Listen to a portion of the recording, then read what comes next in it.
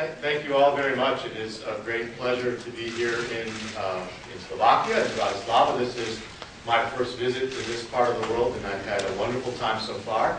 And I'm very happy to be here, and I thank Peter and all the various sponsors for inviting me. I really appreciate it. One of the things I'm going to try to do in this talk is talk slowly.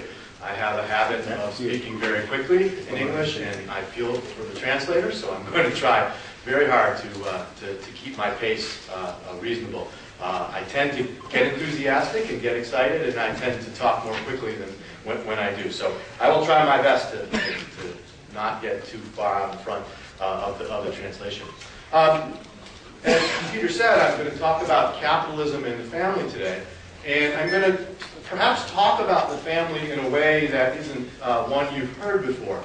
What I really want to focus on is the way in which economic change over a long period of time has fundamentally transformed the Western family. And I should note from the start that my focus really is on the Western family. I'm not going to say much about, say, the Chinese tradition or an African tradition. The focus really is here on the sort of North American, European, Western family. So, in summary, well, here's what I'm hoping to argue this afternoon. Here's what a summary of what I want to put out for your consideration.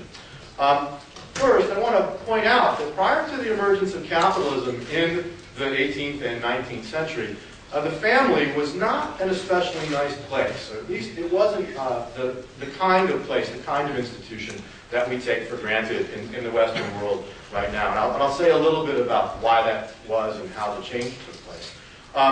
What I also want to argue is that what we know and what we love as the modern family, the modern Western family, is in some fundamental sense a product of capitalism, a product of the transformation of the Western economy from sort of feudalism to capitalism. I'll also note that this argument, I think, makes both progressives and conservatives somewhat uncomfortable. And let me say, let me give a little hint about why I think that is. If one argues that capitalism is responsible for economic change, the economic changes that capitalism brings about is responsible for the evolution of the family from its older form into its modern form. And as I'm going to argue, not just into its modern form, but the very changes we've seen in the 20th century and are perhaps seeing now in the 21st century are continuations of this evolutionary process started by the advent of capitalism. And if that's true, that tends to make, again, both progressives and conservatives uncomfortable. Why is that? Well, let's take one side first. For progressives, many progressives would say that the way in which the family's changed in the last 150 years, or the last 50 years, is generally a good thing. They like the fact that people have those choices about the kinds of families they can form and when or if they have children, or these days who they can marry. And for progressives, this is generally a good thing. But at the same time, those progressives tend to be very skeptical about the importance of capitalism or the desirability of capitalism. And to make the argument that it was capitalism that's the source of the changes in the family that they tend to applaud, they're not always very comfortable hearing that message. And on the other side of the political spectrum, for many conservatives who argue or believe that capitalism is wonderful and a very important part of Western civilization, and that free markets are good things, many conservatives, though, are very skeptical about whether the recent changes in the family are, in fact, a good thing. And when they hear me argue that capitalism is the source of those changes, and that if one likes capitalism, one needs to understand that it will continue to produce these kinds of this evolution in social institutions, that often makes them uncomfortable because they would perhaps prefer a world where we had capitalism, but we didn't see all of these changes that we've seen in the family. And so I consider it a success when I give this talk when both sides are upset with me. That when both sides think that I've upset them in some way. So we'll see at the end of my 45 minutes today whether how much of this audience I've upset. That's my usual indicator that I've done a good job. Finally, what I want to say, and this is really the last point I've made, is that one of the important insights of classical liberalism is that markets and the rest of our social lives are not, we cannot divide them very neatly. That they are mutually, they interrelate with each other in important ways. And that the freedom of one is related to the freedom of the other.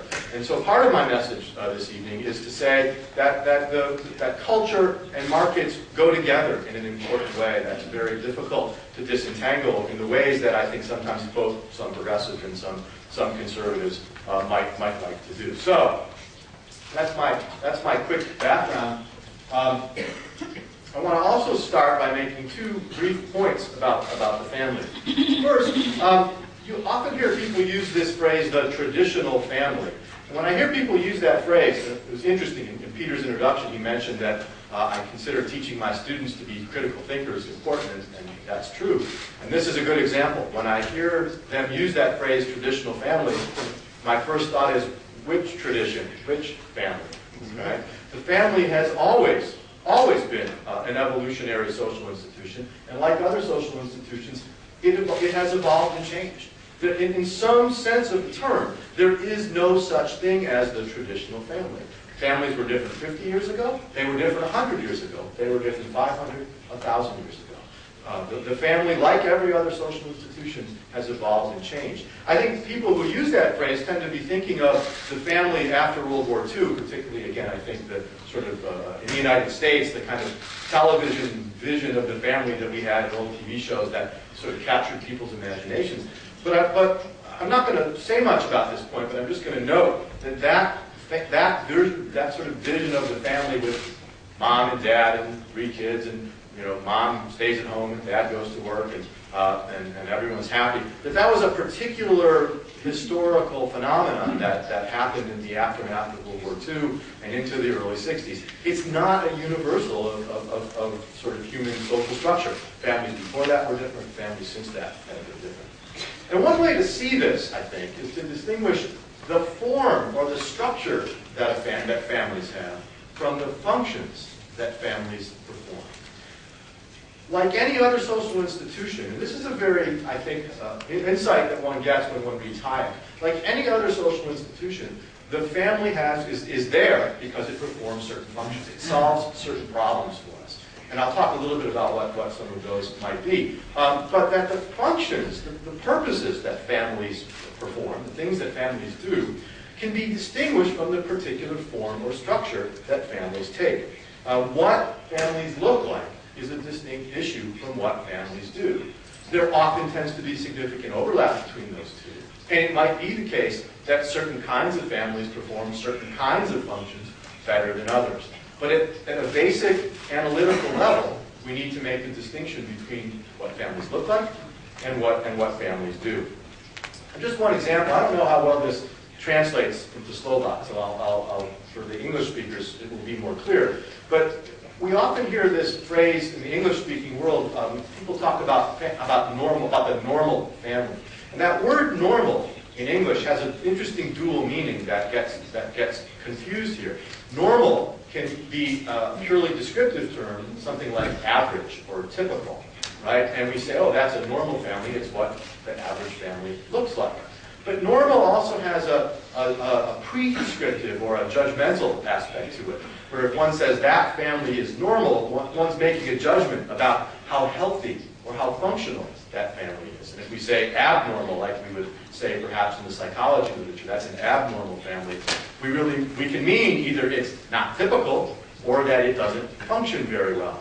And in the debates in the English-speaking literature over these issues, people use that phrase, normal family, and don't make a distinction between these two notions of normal. And so I think that's another important kind of issue to put on the table here when as I start to make my argument, that we need to make this distinction between the structure, the form of families, and the functions that families perform. So, with that sort of introduction out of the way, let me say a few things. Let me start in on the history a bit.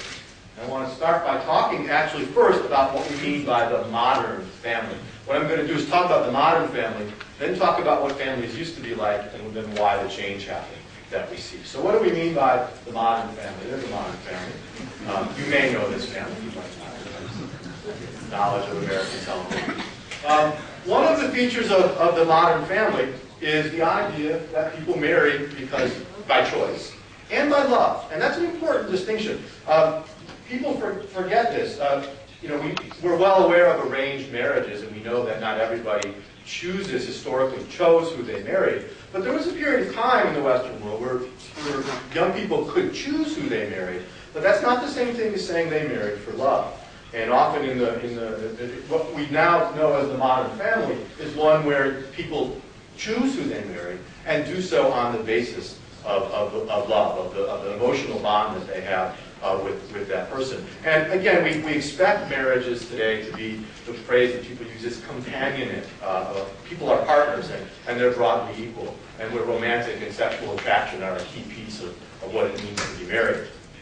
Another aspect of the modern family is that families are, again, there's some variation, but generally nuclear and private and insulated. That families are self-contained. Families have a distance between themselves and the community and the extended family and government, or even the church or the synagogue or something like that. That families are largely self-contained and private. With the phrase, a man's home is his castle. That kind of imagery about the family is part of what we mean by the modern family. And again, this was not true historically for much of human history.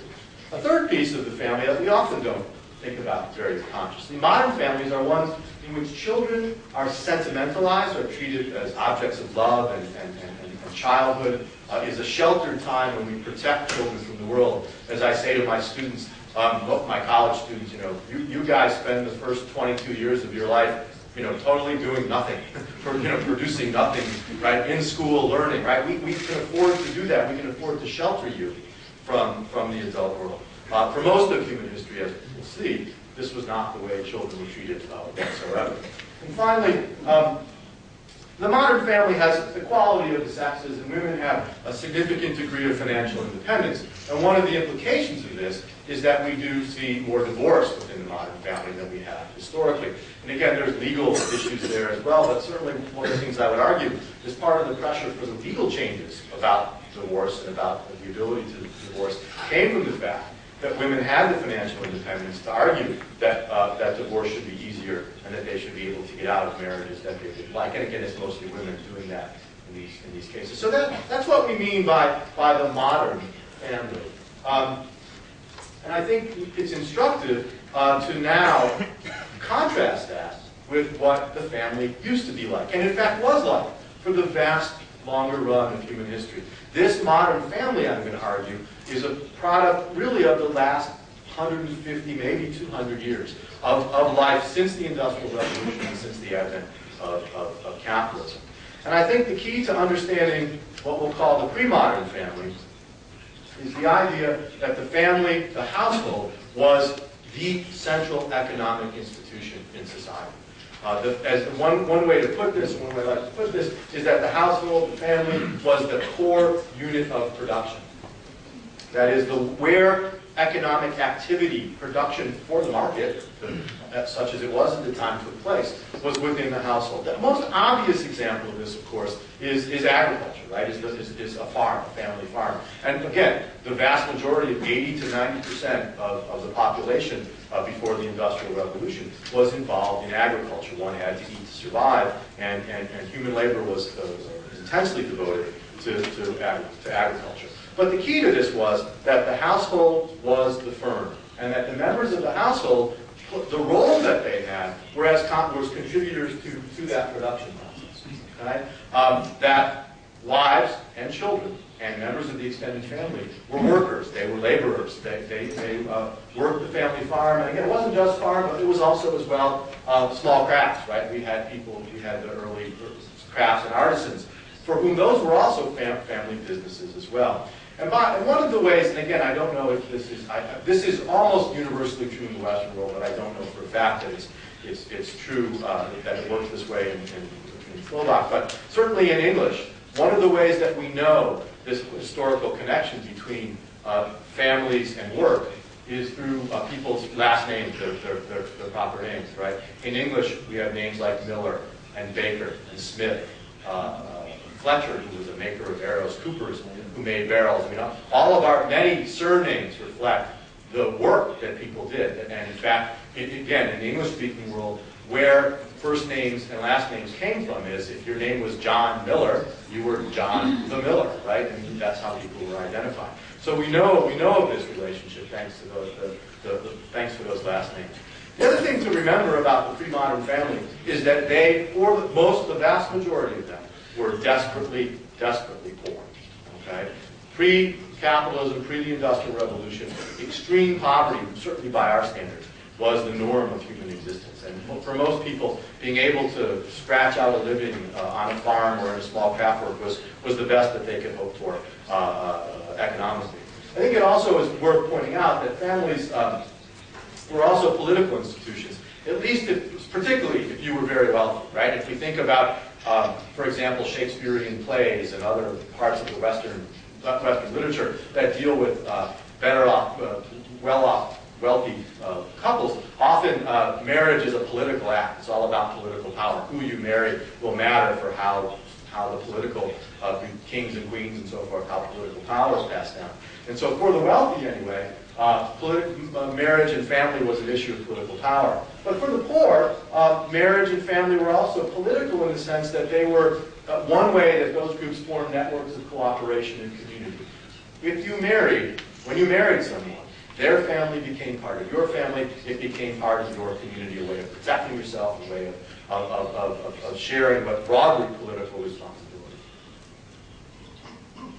So those are, I think, key aspects or key contexts for the pre-modern family. When we look at the particulars of how that family was structured, what we can do is to look at the four features of the modern family we looked at a few minutes ago and see how they differ in the pre-modern, the pre-capitalist family. So here's our contrast. First, for most of human history, once again, marriage was arranged. And even if it was chosen, which it began to be in the Western world in the couple hundred years preceding the Industrial Revolution, it was not about love. People did not marry for love. They married because the other person was going to be a good workmate, right? To use a little language of economics here, for most of human history, marriage was about complementary human capital combinations. That is, it was about marrying someone whose skills at production were complementary to your own, whether that was being able to work on the farm, or work at the craft you did, or if we think of the division of labor in the household between raising children and other kinds of things, whatever it might be, right? The key to a good marriage was someone who could help you as the partner work to survive economically. The sort of modern notion that your marriage partner is your soulmate, is your deep love, is your romantic partner, that was considered to be silly and frivolous unless you were very, very wealthy. Right? And if you think about a lot of the literature of this era, right, it was often that children wanted to marry for love, and parents thought that particular marriage was a bad idea politically or economically, and that struggle between the desire to marry for love and to do what parents said is very much the pre-modern versus the modern battle. I don't know if you all are familiar with the movie My Big Fat Greek Wedding, if you've ever seen this movie. Again, that's a Western movie, English-speaking movie. But if you know that movie, the contrast in that movie between the parents and the daughter is exactly this contrast with respect to the idea of marriage. And we should know, of course, today, right? Why do people get married today? They love each other, and it's still about certain what economists would call complementarities, okay? But it's not about work. It's about what you like to do in your leisure time. It's about consumption, right? You like to marry someone who likes to ski because you like to ski. You marry someone who likes the same books you do, likes the same food you do. It doesn't matter what you do for a living. It doesn't matter whether you can work the farm together necessarily. What matters is that you enjoy the same kinds of consumption opportunities. That's an interesting change in marriage, and probably one for the better. And one of the things about pre-modern marriage, too, was that over time, many couples did come to love each other. So it's not that love didn't matter. It's just love wasn't the reason they got married in the first place. And I think that's an important point. Secondly, in the pre-modern family, women were effectively property. In the UK and in the US, the legal institutions, what we had called coverture laws, which in essence, when a woman got married, all of her property became her husband's property. She was not able to sign contracts to engage really in economic transactions by herself. Her identity was covered by her husband, thus they were called coverture laws. There are all kinds of stories, if one reads histories of the family, about the way in which women were treated. For many men, their cows or their goats were more valuable than their wives. They could always get another wife. It was hard sometimes to find another good cow. Okay, and that's not a particularly good place to be in if you were a woman. But the view was that women and children, by the way, were assets, were economic assets for the family and the family's productive activity. Again, not a particularly nice place to be. I mentioned children were seen as much as economic assets as anything else. Again, it's not that in some sense parents did love their children, but they did recognize that their kids had an important economic function to perform, helping out on the farm, helping out at the craft or whatever the artisan work might be. And also children were important because they provided old age support, right? The more kids you had, the more you would hope, you would think, that your children would support you in your own age, more possibilities for support you would have as you grew older.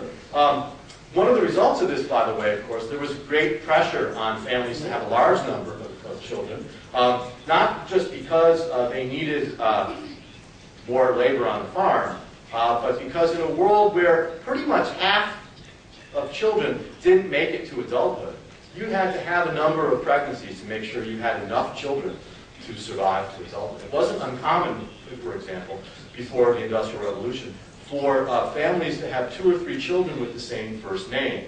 Why would that be? Well, what parents would do is name, if they wanted to ensure that one child with, say, the name John survived to adulthood, they would name 2 or 3 of their new babies John, because odds were only one of them would survive to adulthood. Again, that's not a particularly a nice place to be. It's certainly something today that we don't worry about. As a result of this, children were not viewed with the same sentimentality that we view them today. Childhood was not seen as this sort of magical, special time where we protected kids from the outside world. Children were expected to contribute to the family from day one, and that is really important as well. Finally, families were much more public institutions in an important sense. They were subject to intervention by the church, by the state, by the community, by extended family members. Your business was everybody's business, right? Families had little of the privacy that we now take for granted today. And again, I could list a lot of different things here, but certainly the parents controlled children's marital choices. The church, the Catholic Church, had numerous rules about marriage and adoption. Adoption, for example, was for many hundred years prohibited by the Catholic Church. And there were, of course, all kinds of regulations by the church and by the state, hard to tell the difference in that era. Regulations on sexual behavior, on adultery, on homosexuality, and these other kinds of things. And of course, divorce was very difficult. And finally, when people, married couples, or people did things that violated the sort of norms and moral rules about family and about sexuality, the community itself would often protest and shun people who disobeyed the rules. Almost all of that today we just don't see as much anymore. Families are considered to have a large degree of private decision making. So let me also take a second to point out what didn't change, okay, and what hasn't changed as we move from the pre-modern family to the modern family. What hasn't changed is that family was and remains indispensable as a transmitter of cultural norms and values. One of the things I want to be sure of in my talk today, as you'll see as I start to go into the more recent work, more recent history, I don't want you to interpret me as saying that family isn't important. I think family is extremely important. We cannot socialize children without families. Hillary Clinton has this book that was titled "It Takes a Village." No, actually, it takes a family. Okay, and the village can't do, the government can't do what families can and should do. But the question I want to put on the table to think about is whether there's only one kind of family that can perform this important task, and whether the variety of family forms that we now see in the 20th century and 21st century, whether more than one is capable of doing this. So that's the interesting question, I think, to think about as we turn to sort of look at and see what happened. So what changed all this? What's responsible for the move from the pre-modern to the modern family? And this is where the capitalism half of the story comes in. So what did capitalism do? Two things. First, we get the advent of wage labor. That the factory system becomes a place where the owners of capital, the owners of material resources, hire non-family members to do their work, to work. Okay? For the first time, really, in human history, what the factory system of capitalism did was to separate home and work. For almost every human throughout human history, until this point, home and work were the same place. And it's capitalism that creates a separate place we call work from a place that we call home. And that's important, right? Because that begins to undermine the family's role as an economic unit, right? That industrialization and capitalism remove the family as the unit of production and begin to have the firm or the factory becoming the unit of production. And so the family's economic functions begin to shrink. Okay? At the same time, and again, there's hard to see all the way back, but it's a factory picture from early industrial revolution. But one of the other things that happens here is that wages and wealth begin to rise. That over time, not at first, but over time, what the factory system did and what capitalism did was to increase the wages that workers received. And as they did, families became wealthier. And early on in the Industrial Revolution, of course, women and children worked in the factories. And that was the same way that they worked on the farm. They were part of the working in the factory. But as wages began to rise, two things happened. First, family size began to shrink. Why? Parents didn't need as many children. Right? Children, you don't need 4 or 5 children if you're not running a farm or engaging in some sort of craft work.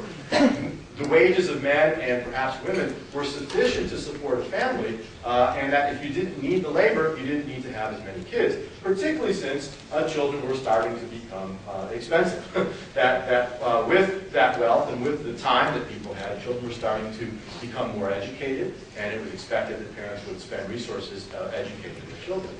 And eventually, as men's wages in particular rose, women and children went back to the home from the factories, and we'll talk a little bit more about how that didn't last for very long, at least in the case of women, shortly. But the other key thing here is that marriage transforms. Marriage becomes increasingly about love. Why? Because couples did not have to think about the economics anymore. They didn't have to think about whether this person was a good partner for production, because work and home were separated. You went to work. You didn't have to worry about that as home. People could afford, as it were, to indulge their emotions, to indulge their desire to marry for love. And as I suggested earlier, marriage becomes, again, about choice, about affection, and more about whether this person shares certain things the things you like to do, as opposed to is able to help you on the farm or with your craft work.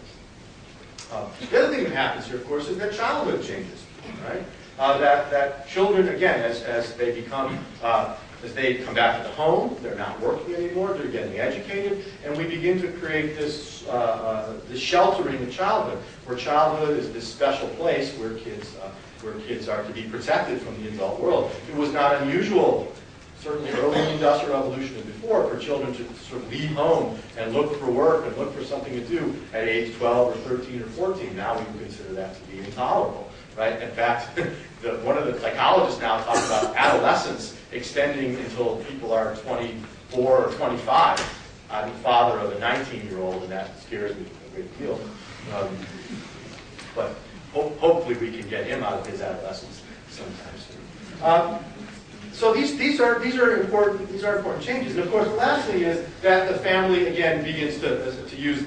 This is kind of made-up word, but nuclearized, right? The family begins to separate itself increasingly from the church, from the state. It becomes more private. And the advent of democracy is important to this as well, right? That as sort of notions of rights and limits on government and limits on the state become more common, we see the family become this private space. And the picture there is sort of the 18th, 19th century family quietly at home, living their lives. And notice it's not a particularly large family as well. But the key to this is that the state, the church, and the community are all restrained, they're all limited in how much they can interfere with the family. Something else that the advent of capitalism did, took a little longer, was to change the role that women played. And the most important demographic feature, economic demographic feature of the 20th century was the growth in female labor force participation. Women moving out of the home and into the world of work was the story, I think, the most fundamental social change of the 20th century across the Western world. Why did it happen? Well, the economic explanation is that as economies in the Western world grew, the demand for labor grew. People had more wealth, they were buying more stuff, they needed more labor. Women also began to get educated and develop human capital. And so the demand for more labor, the move from industrialization, from sort of physical production into services, as clerical work, as other kinds of retail service jobs became more common, the advantage men had in terms of doing the physical work began to disappear, and that more and more jobs didn't require physical work at all, but required other kinds of skills in which whatever differences there might be between men and women biologically simply were less important. And so over the course of the 20th century, women began, the demand for labor was there, their human capital was there. That meant that women could get higher wages, and that increasingly lured them out of the household. At the same time, they didn't have to do as much in the household, right? If you think about what's happening in the 20th century over the course in terms of houses, one of the most important things is the increase in, how do we want to put this, household production technology, the development of automatic washing machines, of dryers. It used to take 3 days to do the laundry before automatic washers and dryers came along. Vacuum cleaners and other kinds of tools in the household that meant less time had to be spent cleaning and taking care of the household. And that reduction in family size was important too. Less time had to be spent on children than previously. In addition, as people began to get more wealthy, they began to purchase many of the things they used to do in the home on the marketplace. My favorite example of this, and again, I think, I don't know how well it translates into the Slovakian context, but at least in the United States, when I was growing up in the 1970s, we never went out for dinner. Maybe once a month we ate out for dinner, right? And I asked my students today, how often do you go out to dinner with your family? They said, oh, 3 or 4 times a week. We go out, we go out all the time. And I said, well, when I was young, we almost never did, right? Why? Well, we're wealthy enough that we can purchase those alternatives on the market. It means we wind up spending having to spend less time at home doing it ourselves. The important point I want to make about this is that all of this predates the 1960s. Often people want to say, well, women did work outside the home until the 1960s when all that crazy women's liberation stuff happened. Well, it's just not true in Western Europe and in the United States.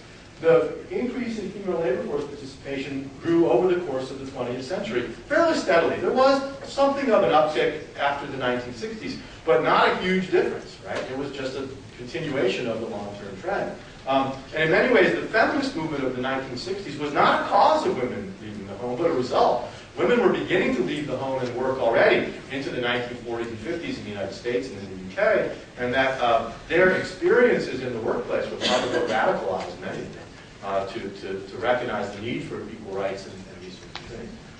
If anything is more important than that, it was the development of the birth control pill, which gave women control over their fertility in a way they didn't have before, and enabled women to work, to get into the workplace in greater numbers after the 1960s. Again, we can certainly talk more about that in the question and answer. That's a kind of provocative thing to throw out there.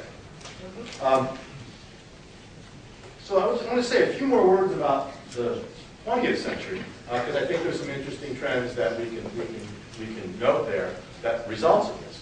And I think 2 of them in particular.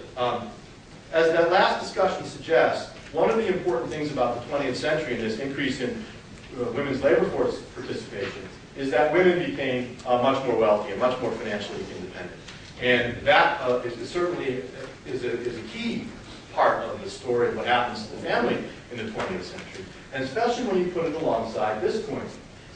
What economists would say, of course, is that one of the reasons that historically marriage, right, was so valuable to both men and women was that there were benefits, sort of gains from exchange, from specialization by gender. to the degree that men specialized in earning income in the marketplace and women generally specialized in taking care of the household, there was mutual benefits there. There was by cooperating with each other, by marrying, right, they were able to take advantage of each one's skills in the same way that we do in the marketplace. And I think that's an interesting way to think about marriage. But you can see from what we've argued so far that in the 20th century, this just isn't as true as it used to be, right? Two things. Certainly, women's gains in labor force participation, their increased wages, have meant that for many women, staying home has a huge cost in terms of what they could be earning in the marketplace. It's less likely, and there's many couples now where the woman's economic opportunities are greater than the man's, perhaps, right? And so sometimes this even reverses. We also have plenty of evidence that men are becoming more, are participating more in the raising of children and doing other things around the house. Not as much as they should be, argue most women, and the data actually tends to support that, but certainly doing more than they've done historically. And so what we see is that marriages are less specialized than they used to be, that the roles between men and women are becoming blurrier and less distinct. As a result, marriage offers fewer material benefits, and we see in the Western world declining rates of marriage among young people, perhaps because they just don't see what the benefits to marriage are. Now, we can talk about whether that's a good thing or a bad thing. Whether it's good or bad, it is an important change that's happening in the family as a result of, again, the increase in wealth and the opportunities afforded by capitalism. However, with the decline of those material benefits, what marriage and what family has come to mean in the 20th century is a much larger emotional, psychological role. Marriage and families now is all about love. It's all about the satisfaction we get from having a life partner, from raising children, right? It's not about the economic benefits. It's not about those narrow calculations, right? It's about love. It's about emotional fulfillment. And I think this is a great thing, right? I mean, critics of capitalism often say that capitalism turns people into these kind of calculating, narrow, instrumentally rational people who think only about money. But capitalism transformed the family from an institution that was primarily about narrowly thinking about economic calculation to one that's about love and the most deep and powerful of human emotions. And I think that's a great thing. I'd much rather be living in this family than the one where my wife is less valuable than my cow.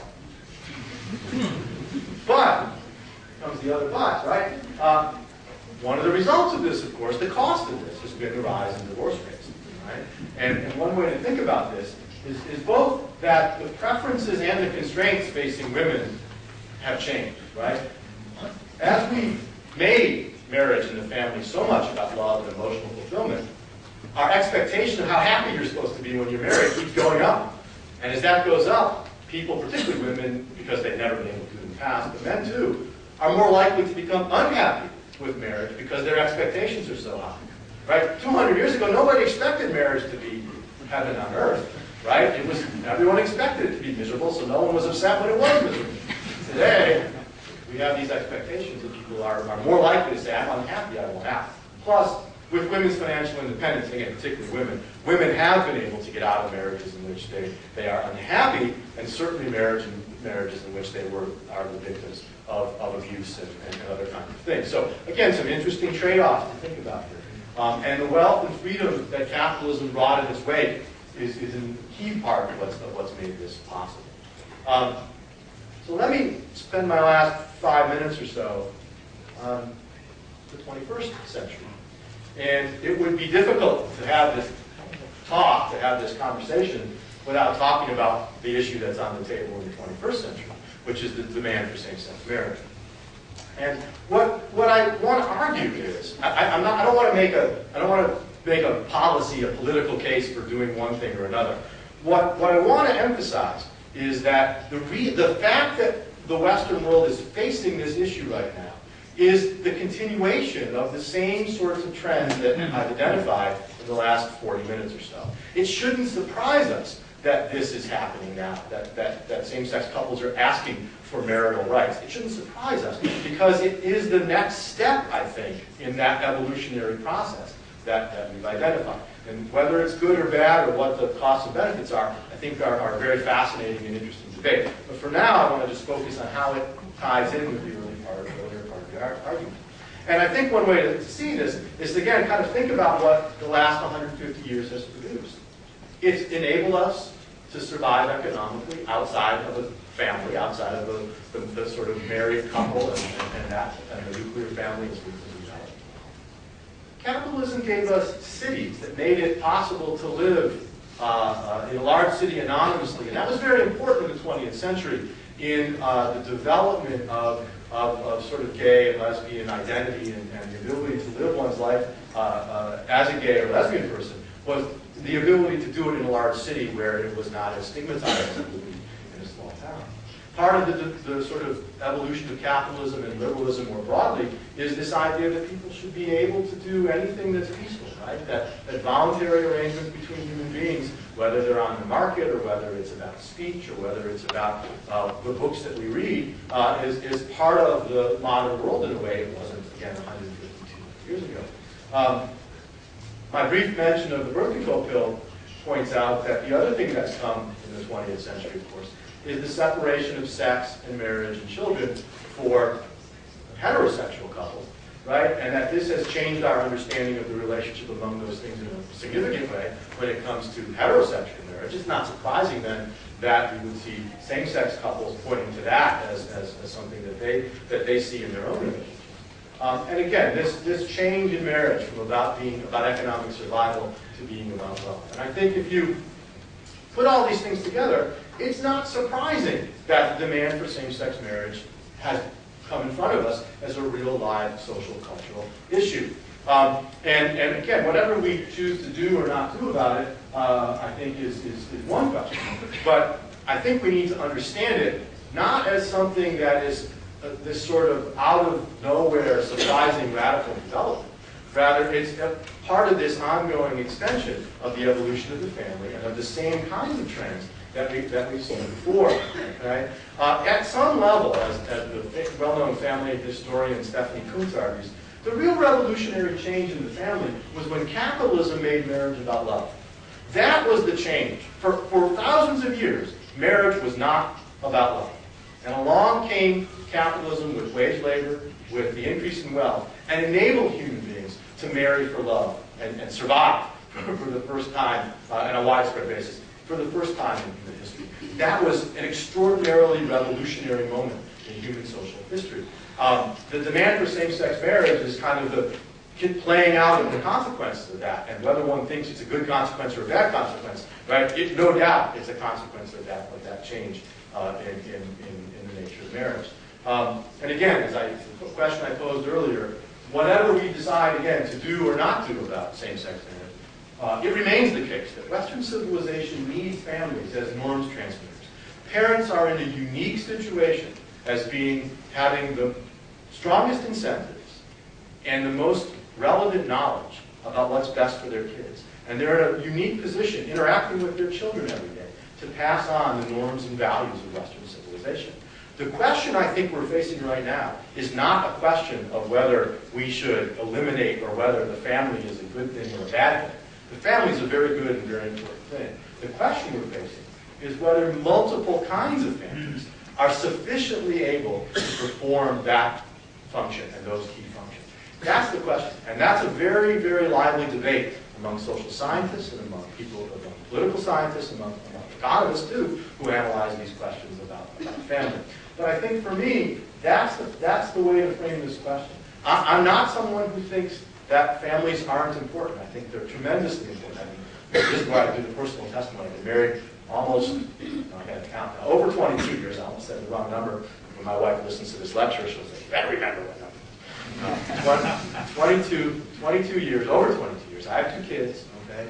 And so for me, family is a crucially important institution. And families, the raising of children is among the most important things we do as human beings to sort of to continue Western values, Western civilization, and to make a liberal society possible. But the question is, is there more, again, another English expression, is there more than one way to skin a cat? Is there more than one option on the table to us for how we do that? And what does that mean, and how does that translate into the modern world? So let me leave you with one last thought. Peter mentioned in his introduction that I'm a big fan of Hayek. That is true. And Hayek wrote a wonderful essay called Why I'm Not a Conservative. And one of the lines he has in that essay is the classical liberal position is based on courage and confidence, on a preparedness to let change run its course, even if we cannot predict where it will lead. And I think we often, economic liberals, think about that a lot when we think about the economy, when we think about the ways in which economic change takes place. We often, I think, don't think about it enough when we talk about the social and cultural world. And if I can leave you with one last thought, free markets produce a social world and a culture that we cannot control, right? That is one of Hayek's most fundamental messages. And when we try to control what Hayek argues, we wind up causing more problems than we solve.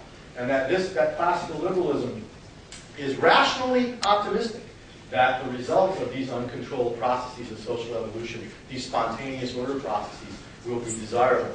And one of the things I hope that you take away in thinking about family is the way in which family, too, is an evolutionary social institution, and the ways in which its ongoing changes and its ongoing evolution have produced, not all, but a lot of desirable results. And as we move into the 21st century, we need to think very carefully about that long history as we try to understand family policy and the changes that we're seeing.